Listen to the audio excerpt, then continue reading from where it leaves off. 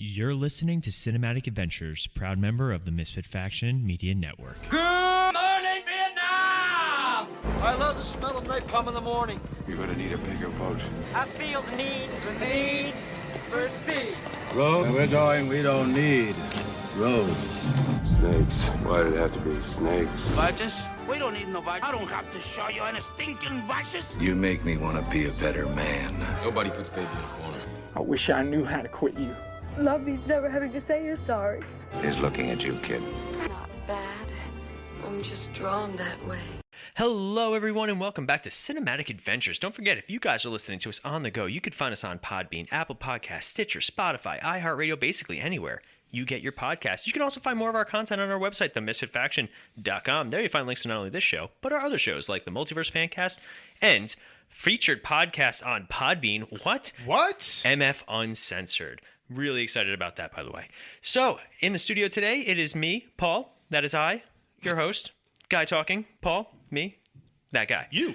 Yes. And with me in the studio, straight from another place, Sean. Sean, Me. how are you today? That's me. That's you. I am swell. You're swell. I'm swell. That's well with an S. I like it. Thank you. I always think that swell was somebody who really wanted to say wells. Like they wanted to plural well, and then they just panicked and flipped it around. Isn't that dyslexia? Maybe? I don't know. Okay. I can't even spell it. You ever notice that like they do really mean things with spelling things? Like they put an S in lisp. Not cool. Yeah. But anywho, so we are here, and Sean, let me ask you a question. Yes, Paul. When you think of hair in weird places, awkward social teenage norms, and just basically a movie that people don't really think about, what do you think about? Heavyweights. That's actually a solid. I wasn't sure where you would go. Didn't we do an episode on heavyweights? I think we did an episode on heavyweights. But no, I am talking about Michael J. Fox. What? Yes. That's not the plot to Back to the Future. What are you talking about? In all honesty, when you think of hair in weird places, It was the 50s. social teenage awkwardness, and a movie that, well, no, everybody loves Back to the Future, so, there's that. But no. I have yet to meet someone who does not like Back to the Future. It is very rare to find somebody who doesn't like Back to the Future. If you don't... The first one. There are people who dislike the sequels, whatever. I don't agree with it, but... Okay, that's your cup of tea. You may not get along with us, but, we still respect it. But no, we are talking... 1985's Teen Wolf. What? Didn't they make a TV show out of that? They've made 2 TV shows out of that. They made an animated series, a sequel, and... Oh, crap, that's right. I forgot there was a cartoon series on that. Oh, we are talking about it all. We are talking about the original 1985 movie. We're going to talk a little bit about the 87 sequel. We'll talk a little bit about the animated series, and we are going to talk about the more modern reboot from 2011 and its recent film adaptation. Wow. We got a solid, jam-packed episode right here. Yes, so we will not Very hairy. Very hairy. Hair in weird places. Yes. So we're not going to talk too much about the plot per se, but we are going to go through each movie and kind of things that we like, things that we don't like, and we'll go from there. But first, we have news. Sean? Oh, the news. Hit it with the news. What do we got in the news here today, Paul? Well, we have the movie Avatar 2, The Way of Water, has just crossed, well, not just, but it's been over the 2 billion mark for the last week or two. It is now past Star Wars Force Awakens as the number 4th highest grossing movie of all time. So when you think about that, James Cameron has 3 of the top 4 highest grossing movies of all time in the history of motion pictures. Titanic, Avatar, and Avatar 2. I've never heard of any of them. No? Really? No. Wow. Okay. Well, we also have... One is a Fern Gully remake. One's about a boat. And the other one, I honestly don't know what the sequel's about. You don't know what the sequel's about? I haven't seen it yet. I really want to see it, though. Well, I just don't go to movies anymore. I talk on a movie podcast. So it's funny because our show definitely switched from going to see recent movies to more contemporary stuff. I think sometimes it works out in our benefit, though. Not gonna lie. I like talking about older movies. It gets people, I would hope, who are listening, reacting to these older movies and going out and watching them. Mm-hmm. Like, I would like to hope people who listen to our Fired Up episode went out and watched Fired Up. I would hope so too. That would actually be really cool. I'd be okay with that. But, we'll see. But we also have, speaking of which, Zoe Saldana, first actress to be in what? I think also 4 movies that have crossed the 2 billion. Yeah. Because it's obviously the 2 Avatar movies. And now the 2 Avengers movies. Good for her. Good for her. I like her. I do. She's good. Yeah, she's good. Center stage. Remember that movie? Center Stage. Center Stage. Wow. That was I the liked first movie I ever saw. the Losers.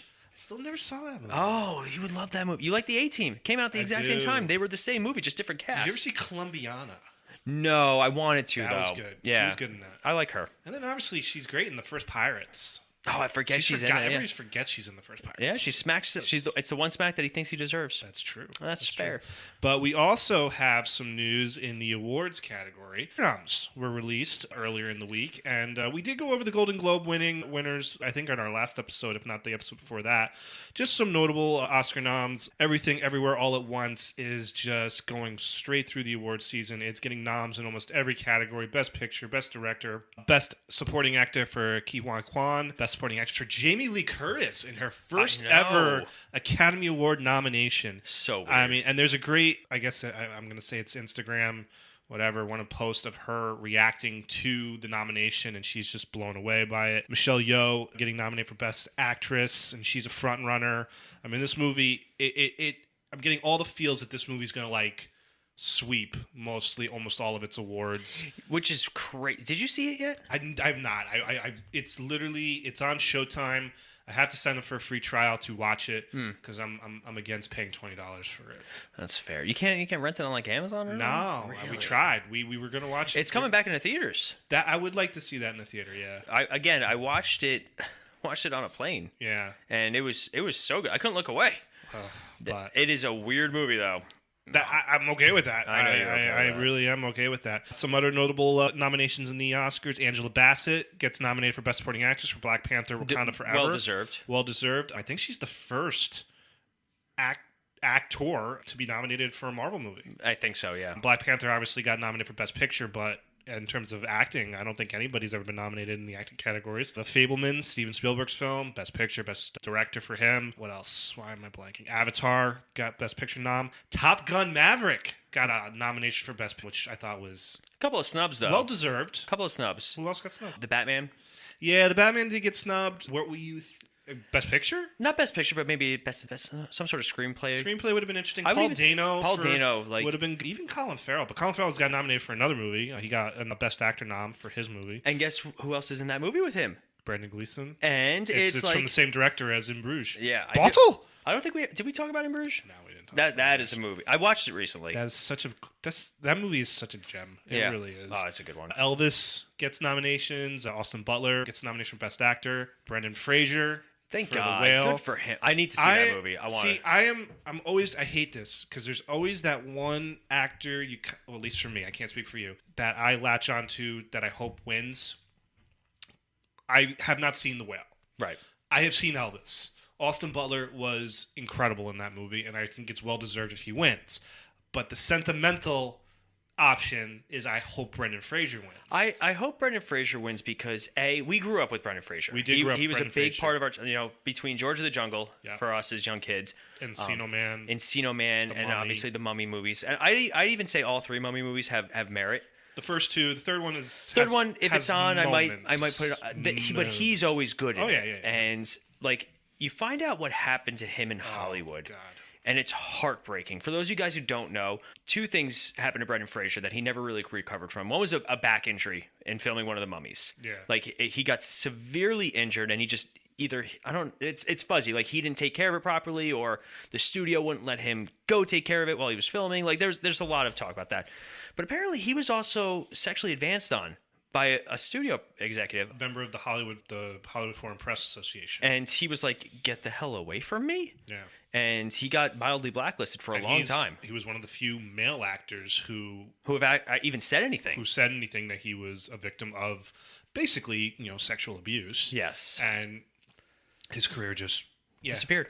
Blacklisted. Kind of like Ashley Judd. She well, it's the whole like Harvey Weinstein thing. A lot, people were retaliated against with their careers ending, the threat of their careers ending. But he is slowly come back, and this is like his breakout return. And I would even argue that he started coming back with Doom Patrol. Yeah, that's right. He is fantastic on that. And I like Melanie watched the first episode. I've seen most of the entire show. I'm not caught up on the current season. And apparently that's ending with Titans. I don't know if you heard that. Yeah, that was really upsetting. And James Gunn is like, it wasn't me. It wasn't me. And I'm like, God, you guys just again. just seem like you guys can't get out of your own effing way. Right. So Doom Patrol, he is fantastic on, and you would think because he's just doing the voice of Robot Man. There are plenty of times where you see him in person, and he brings that character to life in such great ways. And hearing Brendan Fraser drop F-bombs is hilarious. But yeah, I'm happy for him. I want to see The Whale. I hope he wins, even just the Academy Award nomination. I want to. He looks better. Like you've seen him recently, he looks a lot better. He dropped it on a Mummy showing. That's right, in England. I would lose my mind. I would too. If Rick O'Connell walked in. I don't think we've talked about the Mummy movies. Have we talked about the Mummy movies? I think we mentioned them when we did the Dark Universe stuff. Yeah, but we got to do a deep dive on those. Those are, at least, let me rephrase that. The first one is such a Indiana Jones. Oh, it's so good. The Universal Monsters. It was the perfect remake of that movie, and I love that movie. I mean, he was so perfectly cast in that movie. Oh, he kills it. It is unbelievable. It's one of those rare movies where the remake is better, or is of equal standing to the original. Sean's shaking his head. He's having trouble. It's a totally different movie than the original. But Mummy. still, like when you I know what you're saying. When you say The Mummy, that's the one people think of. For you, that's fine. I'd say 80% of the world. Depends on who you ask. All right, I'm not. Again, I'm not. Yes, you are. You're so arguing with me. No, I'm not. I agree with you. I love The Mummy, but you're talking to a guy who grew up on the old black and white movies. You're in the 20%. When you tell me the Mummy, I think Boris Karloff. That's fair. That's just me. Did you ever go on the Mummy ride? Oh, absolutely. It's so good. Yeah, I've been on both of them. I've been on the one in Florida and I've been on the one in Hollywood. So good. But who'd win in a fight? Yes. Rick O'Connell or Indiana Jones? That's a tough one. I say a draw. You say a draw? I say a draw. They're both. It'd be a good one. I would enjoy Brendan that. Fraser would have been a good Indiana Jones. Oh, 1,000%. If Brendan Fraser was in the realm of his career where he was during The Mummy and they wanted to reboot Indiana Jones, I would have been like, boom, there's your guy. Sold. Yeah, he's had such great hair. He did. Yeah, Rick O'Connell, good looking He guy. had such a. I mean, it really is a shame. I mean, his career in the late '90s. I mean, if you start with like Airheads and you go to like George of the Jungle, yeah, you could say Dudley Do-Right, and then he does The Mummy, and The Mummy Returns, and what else did he Tomb do? of the Dragon Emperor. Yeah, and then he was in Crash. Everybody forgets he was in that movie. Best Picture winner. Looney Tunes, back in action. That's yeah. right. I forgot about that movie. Yeah, that was when it started to go a little downhill. Apparently, that movie's not bad though. Well, you could say it went downhill when he did Dudley Do-Right. I mean, but he was in that perfect zone of... Bedazzled. Oh, that's right. Oh my Bedazzled. God, producer Melanie and I love that movie. That's We right, we I forgot quote about it that regularly. We always quote You know it. what was the downfall for him? What? Monkey Bone. Oh yeah, That movie's rough. Garbage. That movie is rough That to watch. movie was garbage. I remember watching it too. Blast from the Past. I like that movie. That was a good movie. That was a solid movie. He had a good stretch where he was just in like at least a movie every year. And Brendan Fraser's the kind of actor where he can do serious action Yes. star like Rick O'Connell, and then he could do Blast from the Past where he's like naive, kind of man-child. Yeah. He's very good at, and now apparently he's very good at dramatic with The Whale. So I'm good either way. If either of them win, I'm happy. But because I've seen Elvis, like I'm kind of rooting for Austin Butler because he was so good. But if Brendan Fraser wins, it's weird. The only reason I don't want Austin Butler to win is because when he did his Golden Globe win, he was still talking like Elvis. Everybody is like reacting to that. I'm like, what's the big deal? I don't know. It just feels forced to me at this point. I don't know. Just milking it. It might just also be it's hard for him to get rid of the voice. Maybe he just ingrained it. It's stuck in him. into his head. I don't know. But I don't know. Anything? It would else? be interesting to see if he wins the Oscar and he's still talking like him. He's still gonna do it. Are you kidding? Yeah. Say. But that's about it on the news front, Paul. All right, so let's jump into the first Teen Wolf. Oh! Yeah. So first and foremost, this was an incredibly low budget film. Very low budget. $1.2 million, right? $1.2 million. And that's in 1985. So I'd say probably what, 10 million now? Probably Something like that. We don't know inflation. Yeah. We don't know that kind of money. But it comes out with a $1.2 million budget and it makes $80 million. Yeah. That is huge. Now, it's funny because we were looking at this beforehand, and when I said that, I was like, I'm kind of surprised such a low-budget movie. But then again, this was before Michael J. Fox did Back to the Future. It is, but he was famous. He was famous for Family Ties. Family Ties. And then also, I was kind of surprised because I was like, they do a lot of prosthetic work in here. You have a full werewolf transformation at one point. Like, I was kind of surprised that the budget was so low for it. Yeah, but probably Michael J. Fox wasn't making a lot of money. I don't think there was really no big name actors in this movie that was drawing a high salary. Very low budget in terms of the production design. Just finding, it's probably done on the Universal lot or whatever studio lots they had. And yeah, I mean, again, back then there really weren't big actor salaries. So, because I think what was it? Back to the Future 3, which is 5 years later in 1990. Michael J. Fox and Christopher Lloyd were making maybe $1 million for the movie, maybe a little more. That's wild. Nowadays you look at some of these actors' salaries. Do actors get that all at once? Do they get it at the end? Depends on the deals. Because when I think salary for an actor, I think here's your check. Well, so it's funny because there are deals where the actor can either get upfront their salary or they can take a percentage of the movie. And there are times where the actor's just like, give me the money up front, and they actually end up losing out because I know the funny story is Matt Damon turned down Avatar, and he offered 10%. He offered him 10% of the gross of the movie. That would have been $200 million right there. One of the highest amounts of money that an actor's had. So I mean, it depends on the deal. It depends on the contract the actor is in. If they're in a specific contract with a studio or a producer, I mean, it really depends. Studio contracts are very strange, and obviously there isn't much studio contracts anymore. I mean, it's well, Sean and I obviously we are not in that world. We don't know too much about it, but you have I think the best example of a strange contract thing is Movie 42. Movie 42, for those of you guys who don't know, is one of the shittiest movies of all time, but it has the best cast ever. Yeah. And unfortunately, this is the second time I'm referencing that movie today because I was talking with my barber, who's like a big movie nerd like I am, and we were talking about the new History of the World Part 2. Oh, God. Yeah.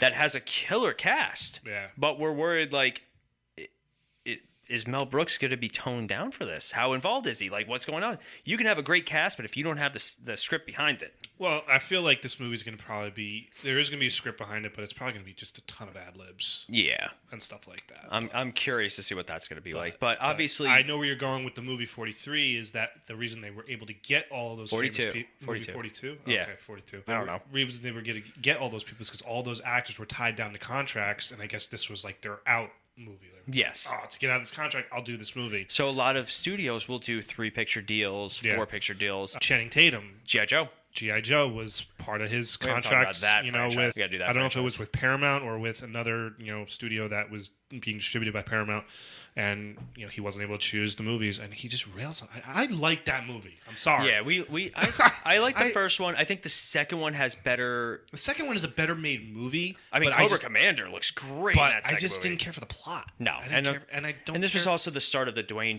John craze. Don't tell producer Melanie, but yeah. So let's talk about the cast for this movie. Yes, right? sir. We'll start there, and then because the movie's very simple. It's so simple. So simple. All right, we got Michael J. Fox as Scott Howard. Now, do you find Scott to be different than any of his other teenage roles? A little bit, because if you watched Family Ties, he plays basically a conservative high school student, very sure of himself, very into Ronald Reagan and all that stuff. Don't do drugs. Pretty much. Back to the Future, he is very sure of himself, kind of cocky high school student. And then in this... And he definitely smokes weed. Marty McFly smoked weed. Then in this movie, he's more on the nerdy side. Yeah, he plays basketball. Okay, so he's got an athletic bone to him, but he's definitely kind of an outcast. Yeah, but their team sucks. Their team's horrible. The Beavers. All All right, who'd win in a fight? Marty McFly or Scott Howard without werewolf powers? Oh, Marty McFly. All right, Scott Howard with werewolf powers, but Marty with Doc's inventions. Marty. The wolf Scott Howard is just not... You think werewolf Scott Howard would lose? I don't think he ever really was that scary as the wolf. He scared a few people in this. Scared a few people. There are a few scary people. Yeah, All they right. probably get scared of clowns. We got James Hampton as Harold Howard. What a terrible name. I would turn into Harold Howard. I would turn into a werewolf too. I'd be so mad. I will say one of my favorite scenes in this entire movie is when he opens the bathroom door and the dad's like, I think we need to talk. He's full werewolf. I do really like the scene where he makes the principal wet himself. That is good. Yes. Yeah, because that's like a joke from the beginning. We have Susan Ursity as Boof. Jerry Levine as Styles. I always love Styles. And we'll talk about Styles because Styles also became a character of huge renown in the Teen Wolf show. You never find out Styles' name in this. You do find it out in the second one. And the second one, apparently, stand by, his name is Rupert Stiles Stilinski. And I didn't need to know that. well, it's funny because in the Teen Wolf show, that was like the running joke for like almost more than half the show. They never said what Stiles' name was. Even his dad just called him Stiles. Then you find out that his name is like, oh God, I can't even pronounce it. It's like that bad. It's like Mischief, because it sounds like mischief. And that's where, like, yeah, they don't even say, even on the cast list and all that stuff, like, they don't say it. It's, yeah, weird. But anywho, we're talking about the first movie first. We have, let's see, Matt Adler as Lewis, who's like the teenage sidekick kind of kid. He's the younger, like, he's not of age, he's like 16. Yeah. Laurie Griffin as Pamela. Jim McCrell, yes, as Mr. Thorne. Mark Arnold as Mick. Jay Tarasis as Coach Finstock, another character that they bring back for the show. Yeah, okay. Mark Holton as Chubby. Nice. He's another one of those actors that just kind of popped up everywhere at that time. The father of Gasman from Little Giants. I always think of Pee-wee's Big Adventure. That too. Yeah. Gasman, I don't get it. Think about it. And Scott Pullen as Kirk Lawley. So very small cast. Yeah. Yeah, like not... Again, there's no out star here except for Michael J. Fox. Correct. It's it. I mean, they all have careers, but like nothing to write home about. I mean, this is Michael J. Fox, 85. So this is after 2 seasons of Family Ties, and that show really didn't hit its stride until right before he does Back to the Future. So I mean, he's not even a household name, I guess, in the sense, can he carry a movie on his own? You don't know. But he's got that charisma about him, that fun story. So he was filming Teen Wolf, I believe, on hiatus from Family Ties after whatever the second season. And where they were filming Back to the Future was scouting locations on the same street. He wants to do Back to the Future, but he is not able to because he has no time because he's filming a TV show at the same time. So that's why Back to the Future went and cast Eric Stoltz and filmed for 4 to 6 weeks.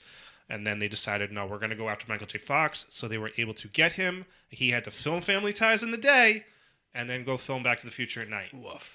Now, say what you will, like people like make fun of actors for complaining, but like sometimes, man, you hear stories about some of these actors and actresses. I've never heard a bad thing ever said about Michael J. Fox. No, I'm saying like no, but I'm just saying. They complain about like actors who complain about working and like, oh well, you're making millions of dollars, shut up. Yeah, and he wasn't making that. Yeah, crazy amount of money. You hear stories about that, but like I've been listening to Talkville, the Smallville podcast, and they talk about how like it's 3 a.m.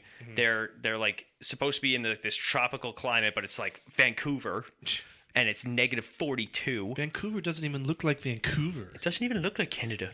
Hey. But to all of our Canadian listeners, I'm very sorry. So, like, you hear about it, and like they have to be like, yeah, we're diving into the water and like coming out, and you hear all these different things. Like it's tough. I give them their kudos, especially like for stuff like Supernatural. They're like, we only film things at night. That's why as the show went on, they started filming more during the day for Jared and Jensen. Oh God. But so you don't. This plot is so stupid when you say it out loud. The plot of this movie is that Scott Howard, and I have to keep reminding myself that his name is Scott Howard in this, and Scott McCall in the TV show. Oh, okay. So yeah, I'm gonna. If I mess it up, just leave it alone. Scott Howard, awkward teenager on the basketball team that sucks, the Beavers. If your team is named the Beavers, odds are it's probably not going to be that good. And he discovers that he's a werewolf. And in typical 80s fashion, he becomes super duper popular. And really good at playing basketball. So this is Fast Times at Ridgemont High with a supernatural twist.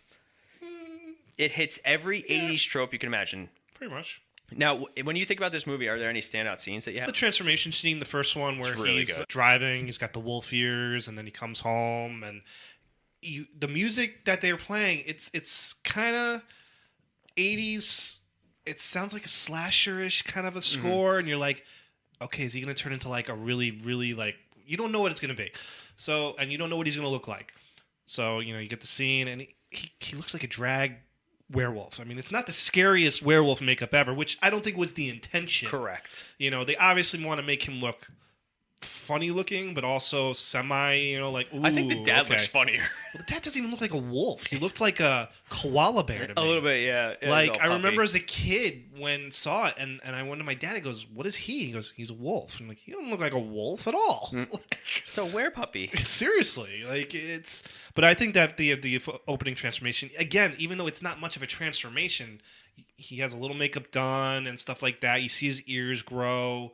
And see his nails grow, but you never like literally see the hair come. It's not done in the dissolve. You do. You see, not to the extent like in an old werewolf. So movie. the way that they do it is they obviously they have a prosthetic mold of his face, kind of like in Terminator, the one scene where the original Terminator where he's taking out the eyeball. Yeah. Like there's a bust of his head and it's doing things, and then it'll cut to a smaller shot, like a close-up shot of just his hair. Yeah.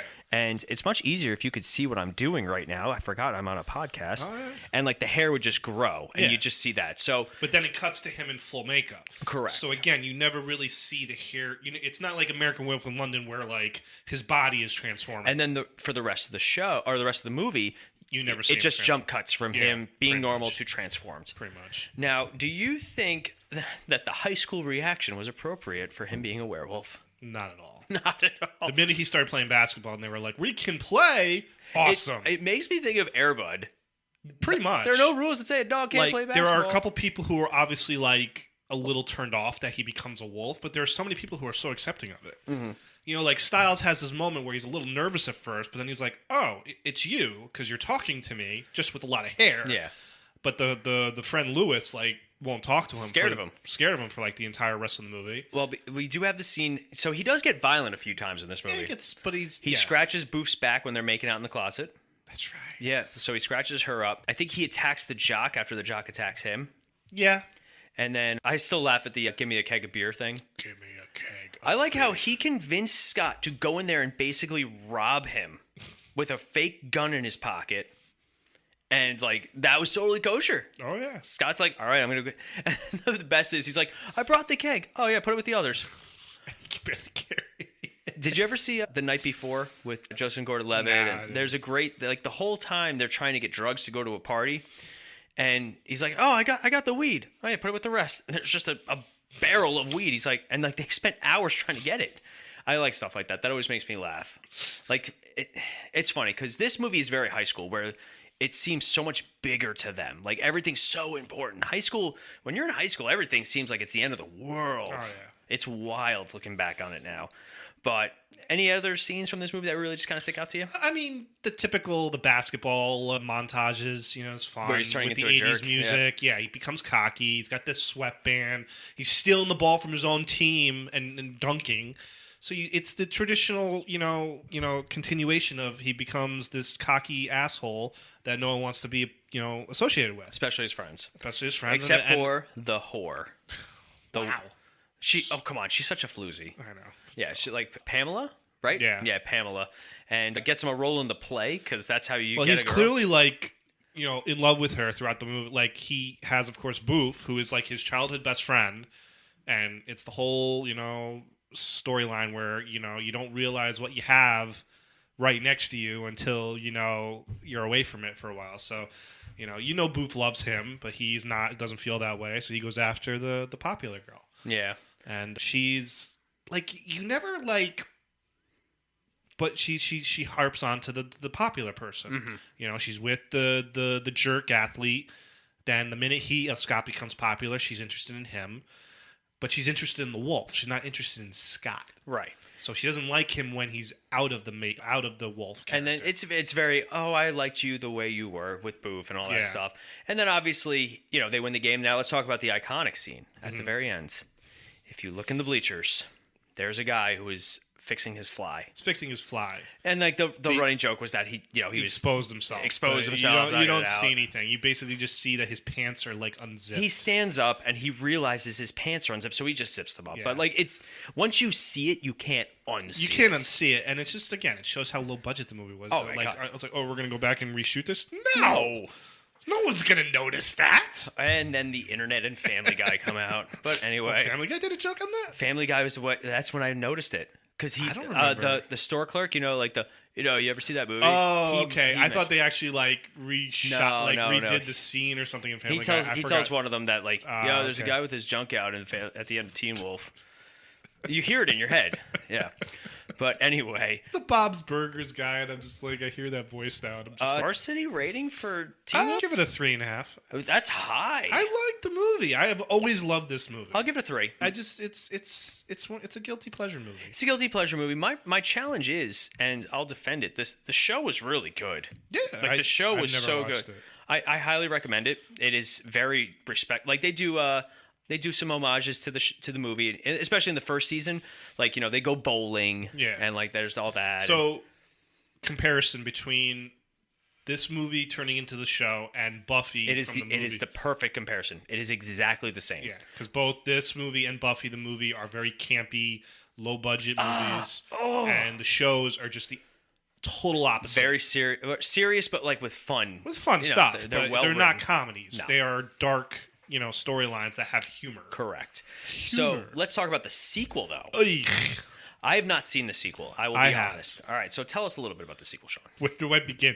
Well, it does not star Michael J. Fox because he hated making Teen Wolf. Yeah. He hated the makeup. So he refused to do a sequel. Now, of course, this is 2 years later. He is a big movie star now, so he would never go back to a movie like this. So who do they go after? Well, they go after another young teen Up-and-comer. actor, and his name is Jason Bateman. I really like Jason Bateman. I do too. I want to have a beer with another him. one that, what is it? He was not, and I don't say this in persona non grata in the late 90s, early 2000s, and I don't mean that in a way where he was not liked. He was just always there. He just wasn't around. You didn't see him in anything. I think he was doing TV shows and stuff like that. Mm-hmm. And then what was it? It was Starsky and Hutch.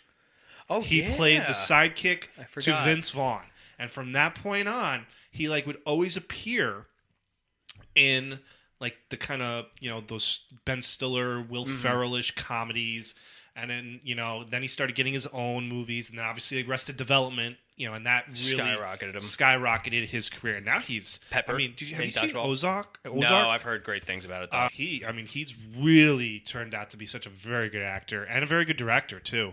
So you can't blame him for Teen Wolf 2. Do you know what movie really made me see how funny he was, though? The Change Up, where he and Ryan Reynolds switch places, and he is vulgar and just super. Because he was really good at creating kind of that. I was thinking of that movie the other day. I love that movie. I just love the scene where Leslie Mann, after when they first switched places, he's, I'm gonna wreck that, and then Yeah, anybody who the best is what are you doing? The best is the scene before. He's like, "Well, what if your wife comes on to me? I'm not gonna be able." And he's like, "What day is it?" And he says the day. He's like, "You're good. Don't worry." Don't have sex with my wife, Mitch. Yeah. Don't have sex with my wife, Mitch. that And movie he is goes, I such can't a. believe you were coming at me, guns hot. But you also had him in Hancock and all that stuff. Hancock, Hancock, Juno, Horrible Bosses. Horrible Bosses. I mean, he is I so do great in Dodgeball. Everybody forgets about him Oh in my God. Dodgeball. F&A, Cotton, F&A. What was it? He was in Central Intelligence. That's right. Office Christmas Party, Game Night. Game Night was really good. Paul. That's right. Lorenzo's Oil. I love it. But anyway, all right. So Teen Wolf 2, go. Okay, so Jason Bateman plays Todd Howard, the cousin of Scott Howard. Because when you can't get the original character, they're was it Grease 2? Sandy, Oh, yeah. any cousin of yours is a cousin of mine. So the only other returning actors from Teen Wolf 1 were the James Hampton, the father. He comes back as Uncle Harold. And Mark Holton as Chubby, because, makes sense that the guy that your cousin went to high school with is now the same age as the younger cousin. That's another big in thing, college. yeah. So, yeah. Okay. The character of Styles returns, but it's a different actor. And so he's in college. He joins the boxing team. Again, exact same plot as the first one. Very kind of meek guy. Discovers he's a werewolf. Becomes great at boxing. Becomes so popular. Becomes an a-hole. And then has to learn, no, you're good without the wolf. Yada, yada, yada. You didn't need the feather to fly, Dumbo. You had the magic inside you all along. I mean, it really, truly is a horrible movie. Yeah. I mean, it's as a kid, it was watchable. I have not seen it in probably 15 years. I gotta sit down and watch it. It's on HBO Max, and Yeah, I gotta watch it. shockingly, I'm kind of surprised. It had a bigger budget than the first film. By how much? $3 million budget. Oh, That was the budget? Yeah. Oh, okay. And it made $7.9 million. Oh, it made its money back. It doubled its money. Doubled its money. But you look at the first one, which I don't know what times 8 is, but it times 8'd its budget. Yeah. Or times 80. 8? I don't know. So 80. 80 it says is the correct here answer. that Alyssa Milano was scheduled to do a third Teen Wolf movie about a girl playing football in high school. I'm already seeing problems with this, but go on. Oh, that was it? Okay. I can't even, I don't even know how to respond to that because I just... With a Star City rating for Teen Wolf 2. 0.5. Woof! Wow! Savage. All right, well, with that, we are going to take a quick break, and when we come back, we are going to talk about the Teen Wolf live-action show and the recent Teen Wolf movie. But first, a quick break. Hey guys, it's Paul, and the Misfit Faction is looking for your help. We are trying to grow not only our network, but also grow our brands, and the best way to do that is if you guys are looking to start your very own podcast. Maybe you guys have been listening to us for a while. Maybe it's something you guys have always wanted to do, but you're not sure how to get started. If you go to podbean.com/misfitfaction, you guys will get a month of free podcasting set as a gift from us. So make sure if you guys are looking to start your own show, you reach out to us and go to podbean.com/misfitfaction. Also, maybe you guys have your own online business or service that you're always looking to grow, and advertising is a very big part of that. If you guys go to sponsorship.podbean.com/misfitfaction, you guys can get $100 worth of free advertising, again, as a thank you from us to you guys. That's sponsorship.podbean.com/misfitfaction. All right, we are back, and Sean, Oh, Paul. you know me. One of my favorite shows of all time was Buffy the Vampire Slayer. That is true. One day we will do an episode on the movie and the TV show because I feel like it really actually computes with what we're talking about right now. Before you go into what you're going to talk about, Yes. I just have to say, during our break, we were just watching the opening to the Teen Wolf cartoon show. Yes, so let's quickly talk about and that then. just watching them, it's like any typical 80s cartoon that was made after a movie. Has just, what are you going to do? It was on for 21 episodes. 2 seasons. That's actually respectable. That's not bad, yeah. But I had to say that because it's just, again, They can't all be the real Ghostbusters. that is true. And even the real Ghostbusters was very loosely affiliated with the movie. Oh, yeah. It was. I think they only referenced the events of the movies twice. One is where they explain why they got new uniforms. Yep. Because the old ones were infected by marshmallow ghost energy. And then they mentioned the slime in one episode where they make Peter into a ghost. Yeah. Yeah. But anywho, so 2011, a time of... That's how long it's been? That's how long it's been. A time of... I don't really remember too much about 2011. Wasn't really that exciting. We graduated college? Was this... It was just after I graduated college. Was this pre-DC? Post-DC? This was DC trip? pre-DC. Pre-DC. Nice. But maybe. I don't remember. Anyhow. Wow. So... You're getting old, man. I know. I am. So we live in a time where making an adaptation about movies or TV shows that, based off movies was not uncommon. It wasn't as popular as it is now. Unfortunately, I think Cobra Kai really showed that it can be done, and it can be done exceptionally well. So we have... Well, Buffy was a big one. But a lot of people forget that there was a Buffy movie. They think no, the that's show... what I'm saying. Like, Yeah. it's proven that it can be done, but Buffy was probably the number one, of the 90s that did it and did it successfully. So we have June 5th, 2011, we have Teen Wolf on MTV. See, I think that's what threw people. MTV? It was a TV show off of a movie that everybody knows was a very silly comedy. Right. Like at the beginning of Michael J. Fox's career. Like, people of our age know Teen Wolf. Know how, silly of a movie it is, how, and they were like, they're making a TV show out of that? Mm-hmm. And then on MTV of all networks, like, it screams CW. Yeah. But the fact that it was MTV, I was kind of like, I'm good. So I will start off first and foremost by saying I love this show. From minute one, you said, dude, this show is good. You need to watch it. And I'm just like, nah, I'm good. And I'm not the only person. It received reviews from critics, won 3 Saturn Awards, Movie Awards, picked it up, whatever MTV TV awards they do. And obviously became so popular that they just released a movie on Paramount Plus 3 days ago. Yeah. And I watched the whole thing. I'll give a Star City rating on it and my thoughts on it, but obviously Sean has not seen it, so this is going to be a little bit more my thoughts. So first and foremost, they take this stuff very seriously, but the show is exceptionally well written. It stars Tyler Posey, and we know Tyler Posey from one of our favorite episodes of Smallville, the one where Fi does its song at that's the end. right. He's Mole, I think it's called. Yeah, he's the Subterranean, something like that. Yeah, he's the kid who Clark's trying to save the entire time. Tyler Posey plays Scott McCall, name change for the show. You have Crystal Reed playing Allison Argent, who then went on to star in very short-lived but fantastic Swamp Thing. Dylan O'Brien. Now, Dylan O'Brien stole the show in this. He is hilarious. I did not know he was so funny. I didn't know who this kid was. I didn't know who a lot of the cast were. Yeah, at the time these were all like and some of them have gone on to really successful careers. But Dylan O'Brien's one. I mean, he had a good little streak going in movies with the. Then he got hurt. And he's on that Amazon show, The Hunters. Yeah, he is fantastic. He has great comedic timing and very good dramatic chops. You have Tyler Hoechlin. Yeah, as Derek Hale. It's so funny because when they cast him as Superman, I was like, no. Well, I don't know who the character is. What is he like in the show? He is like the begrudgingly older werewolf who like tries to take Scott under his wing when he gets turned. Gotcha. And he's like a grump. And him and Styles, the two of them, the back and forth is hilarious. Okay. Because Styles is like a jokester, a prankster, and that's why his name is like, it sounds like Mischief. So Holland Roden as Lydia Martin, Colton Haynes as Jackson in the first 2 seasons, and then he comes back in season 6. Shelly Henning as Malia, huge crush on her. Don't tell my wife. Arden Cho as Kira. Now Kira was supposed to come back for the movie, but they were not willing to pay her as much as some of the other co-stars, so she openly was like, "No, I'm not coming back then," and I respect that.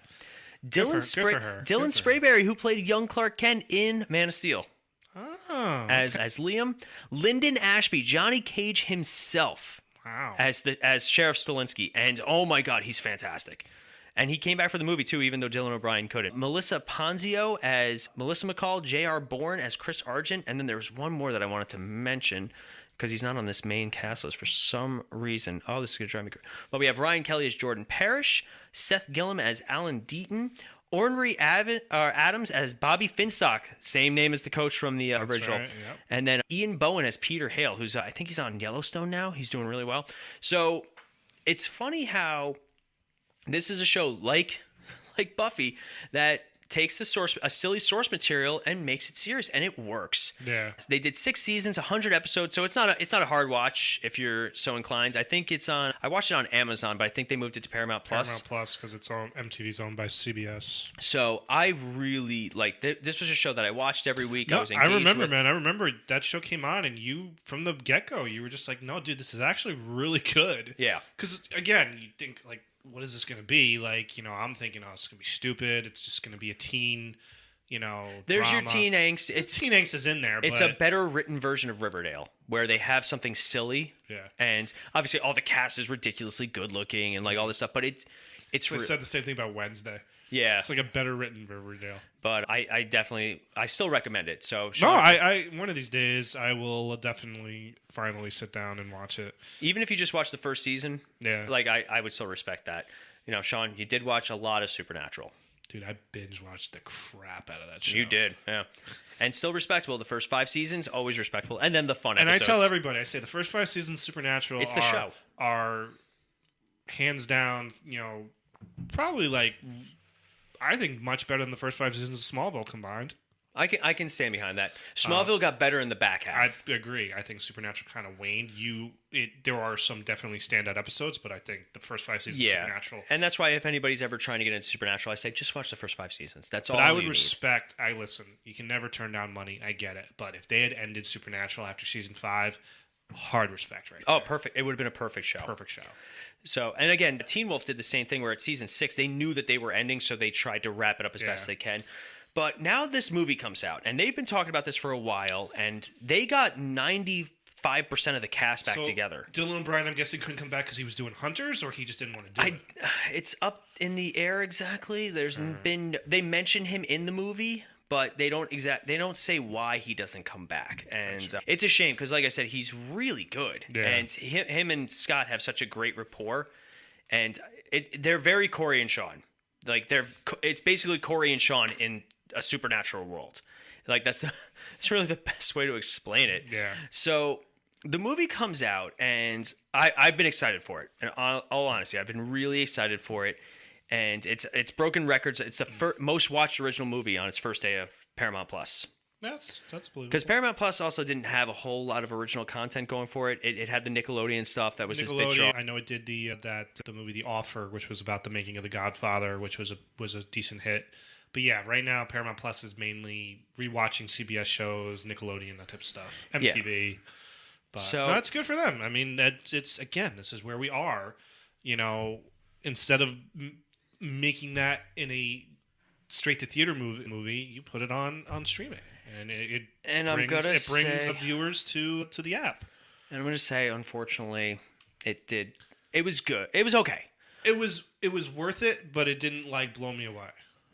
Did it have to happen in your opinion? No, I enjoyed. So basically, it takes place 15 years after the end of the show, which is believable. Which even though it's only been, they're all in their 30s now. So even though it's called Teen Wolf, there's only one werewolf that's actually a teenager. Yeah. All these characters have moved on for the most part, but it brings a lot of nostalgia back. They do clips from the show and stuff like that. I don't think that's very earned, because like it's not like this show went on for 10 years and then it's coming back for. But it's a fan favorite type show. It's fan favorite. It had a lot of good nostalgia points. The problem is, it was a long movie. It was 2.5 hours. Really? Yeah, I was like, or just about. I was like, wow. I was kind of surprised, like how long this was. The problem is, you have characters that on the show were like close friends or always on scene. It's 140 minutes, so just 2 hours and 20 minutes. Yeah. There's two characters in particular, Liam and what's the other guy's name? Oh, it's gonna drive me crazy. I'm just looking through the cast really quick. And his best friend on the show, I forget his name off the top of my head. Like they were like inseparable all the time. They don't have a scene together in this movie. The cast is too big. Yeah. It's a 2.5 hour movie. The cast is way too big to manage. So some of the characters really don't get their dues in this. Some do. Some completely do, and I'm not going to spoil anything because obviously the movie did just come out. This is the first just came out movie that we're doing, basically. But unless we, multiverse, when we're doing the Marvel movies, I'm going to give it I'm going to give it unfortunately a 3. It's still above average. I think if you're not a Teen Wolf fan, why are you can't watch it. It's not watchable if you haven't watched the show. Would you watch it again? Is it rewatchable? Not right away, but not like right away. Year. Maybe because they're talking about another one now and all the cast are like, apparently the cast just fell right back into it, which is good, and I respect it. Have you watched Teen Wolf through a second time since the show ended? Yes. Okay. I think when they announced this, I was like, started watching it. Yeah. Maybe even before that, when I saw it was on Amazon, and I was like, oh, I need something to do. There you go. But I was kind of disappointed. It's Mason. That was the kid's name. Dang it. But yeah, I was a little disappointed. Like again, it was nice seeing, but also the script is not strong, and they don't even mention why some characters, like Scott and one of the other characters, were dating at the end of the show. They don't even talk about why they're not dating anymore. Like they very vaguely even just address it. It's like if they did Boy Meets World now, without Girl Meets World being there, and they did a 2.5 hour movie, but they still didn't answer questions. Yeah, it's like, why are Sean and Angela not together? Why is right? Salt? What happened here? So that's the best way. But I do have to say, one of my former UMac kids, one of my former students, she worked on this movie in the hair and makeup department. Oh, really? Yeah. So that was another reason that I really wanted to watch it, because like that's just cool. Yeah, like, that's awesome. Her name's Darcy. She's a big Supernatural fan too. We used to geek out about it. But there you go. Great kid, and I'm really happy. I hope a lot of success for her with this. I hope they do another one. I hope they kind of learn from what they did. I hope they look back on some of the cast members that weren't in it, and they kind of reevaluate, or if, I hate to say it, take it down in scale. That's fair. I mean, maybe they just got too big for their britches with this movie. Maybe they'll learn. Depends on how many. Depends on how well tried it does. to do too much. It also depends on how well it does. It's already breaking their records. There's not much records to break. Exactly, but still. So hopefully it doesn't go to their head. It's like, guys, there wasn't much there for you guys to beat. So, because unfortunately, even the reviews aren't that good. It's got a 37% on Rotten Tomatoes. All right. Considering the show though was much better. They can still make another one off of it, even if the bad reviews. I mean, if the cast wants to do it, why not? Yeah. And if the studio's like, hey, we'll give you the money, what the hell? We'll do it. All right, but I think that kind of wraps us up on a Teen Wolf. Solid. I like doing actual franchises sometimes because, Who would have ever thought Teen Wolf? I know, a Teen Wolf franchise. It's wild. Yeah. So it's good though. I enjoyed this. So and for anyone out there, I mean, really, Teen Wolf is just it's just a fun movie. I mean, that's the best way I can describe it. It's just a fun, enjoyable, guilty pleasure movie. Yeah. It really is fun seeing Michael J. Fox. I mean, literally, this is months right before Back to the Future comes out. So it's like right before he takes off as a movie star. And yeah, it's just, if you're a fan of like old horror movies, it's a little fun little nod to those, and also the teen comedies of the 80s. So it brings it all. All right, well, that's going to wrap us up for today. Now, don't forget, guys, if you're looking for more of our content, there's a really easy way to do it. If you go on our website, themisfitfaction.com, we also have all of our social media. And speaking of social media, we do something every Friday. Oh, look at that. What do we do every Friday, Sean? Oh, that's a little thing called Fan Feedback Friday. Now, this one was fun. This one was a lot of fun. So... The question was, quote a line from Star Wars, but replace one of the words with coffee. I don't think we've ever had so many comments on one of these. Yeah, we got a good amount. We got a fair amount. So I find your lack of coffee disturbing. Okay. I love coffee. I know. Do or do not, there is no coffee. The coffee will be with you. It's supposed to say we'll be with you. The coffee will be with you always.